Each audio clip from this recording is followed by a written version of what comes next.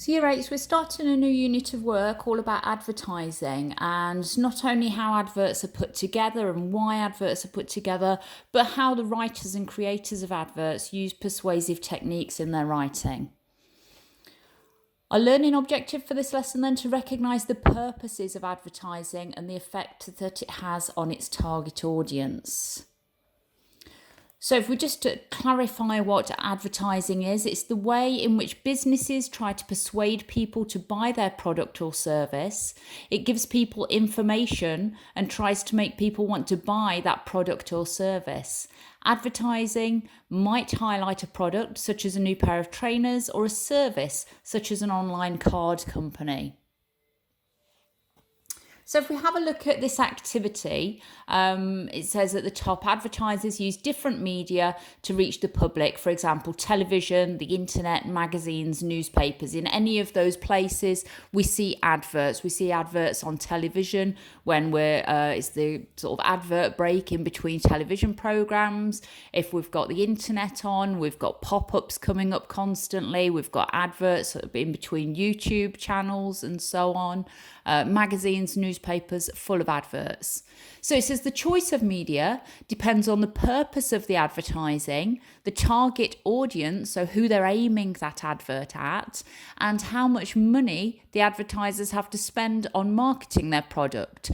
Obviously, an advert in a local newspaper is going to be a lot cheaper than putting an advert on ITV in the middle of Coronation Street. So they need to think about how much money they've got to pay for the advertising as well as who they're aiming it at. As it says, different media reach different groups of people. Match the different media below to their likely target audiences by copying out the words and joining them up with lines. So we've done an example for us. So let's have a look at the different type of media then. So the different places where we might see an advert. Number 1, a UK motorway service station billboard. So one of the really big adverts that you see at a service station. Number 2, leaflets available in all UK tourist information offices. Number 3, Worldwide Superstore's website. Number 4, a teen magazine. Number 5, London Underground subway billboard. Number 6, Teen Weightwise website. Number 7, the local Times newspaper. And number 8, Bob the Butcher's high street shop window. So our different audiences then, we've got the world, local people, UK teenagers, car users, local shoppers, UK teenage girls, tourists from the UK and abroad, and Londoners and tourists. So all I'd like you to do is have a go at matching up the type of media with the target audience. So you can write that out, draw out the table and just do the lines to match up who goes where.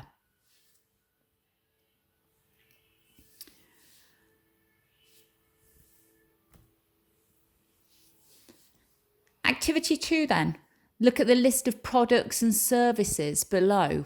Which media would you not use for each of the products or services, and which would be a good media form? So if we look at the green background, the product or service, we've got a new Italian restaurant. Number 2, a new computer game launched by a large computer game manufacturer. Third one, information for the elderly about winter fuel payments available. The fourth one, information about a paint your own pottery activity studio. And the fifth one, a new ice cream parlour. Let's look at those different media forms then with the orange background. The company website, a national newspaper, teenage girls magazine, flyers delivered to local houses, so leaflets that you get through your letterbox, a TV advert in a specific time slot on a commercial TV channel, a local radio advert, billboards on motorways and at motorway service stations, billboards at bus stops, and posters in local schools and nurseries. So the first thing you've got to do is think about which media form you wouldn't use.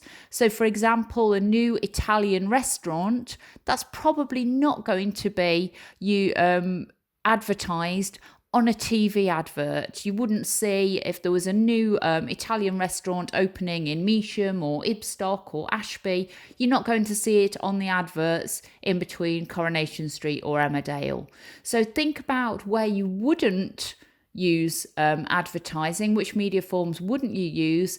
And then part B, which would be a good media form.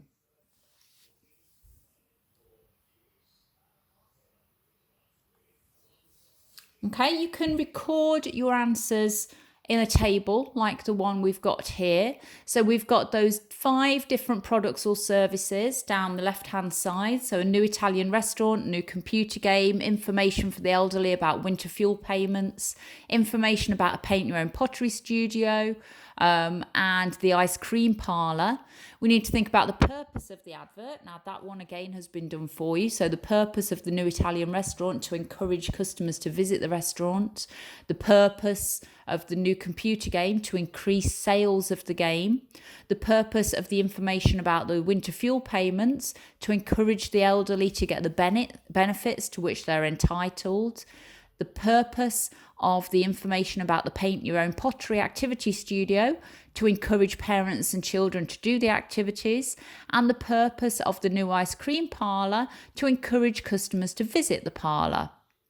So the other 3 columns, we've got an unsuccessful way to advertise, a good way to advertise, and why this is a good way to advertise. So for the Italian restaurant, an unsuccessful one would be national newspapers, or as we said, TV adverts.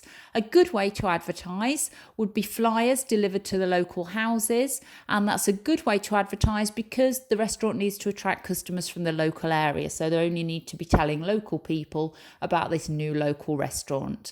So what I'd like you to have a go at doing now is to copy out that table and then fill in the gaps that we've got about successful and unsuccessful ways to advertise these new products or services, and thinking about why they're good ways of advertising.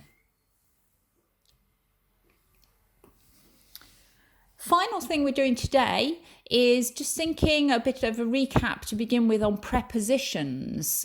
We've got the sentences at the top of the page. He jumped onto the wall and he fell off the wall. We've got the words onto and off have been underlined, and it says these underlined words are prepositions. They come before a noun phrase and give information about time, place and direction. You need to be able to recognise prepositions and use them in your own writing. So if we have a look at this advert for the Country Crafts Pottery, baby hand and footprint glazing. Have baby's hand or footprints glazed onto plates, mugs, trinket boxes, etc. Ideal presents to wrap up for Christmas. Book our mobile unit to come into your toddler group, preschool group or nursery. Paint your own designs onto plates or mugs by coming into our studio after school or at weekends at 29 Rudd Street, Asthall. Okay, so what I'd like you to do to begin with, part 1, is firstly to make a list of all the prepositions in that pottery advert below. If you're looking at some of those words and thinking, well, I'm not sure whether that's a preposition or not, Google it. See if you can work it out. Does it give you information about time, place and direction, like onto and off and in and under? But then if you're really not sure, Google it or look in a dictionary and it'll tell you the type of word that it is. The second thing to do, which is going to take you a little bit longer, it says write your own advert for a new local dry ski slope. Make sure your advert contains at least 3 prepositions. So if you think about the dry ski slopes we've got locally, we've got the one at Swad that some people have probably been to. Think about how you would advertise somewhere like that. Okay, so you should spend, again, probably about 15 minutes on these pieces of work. Off you go.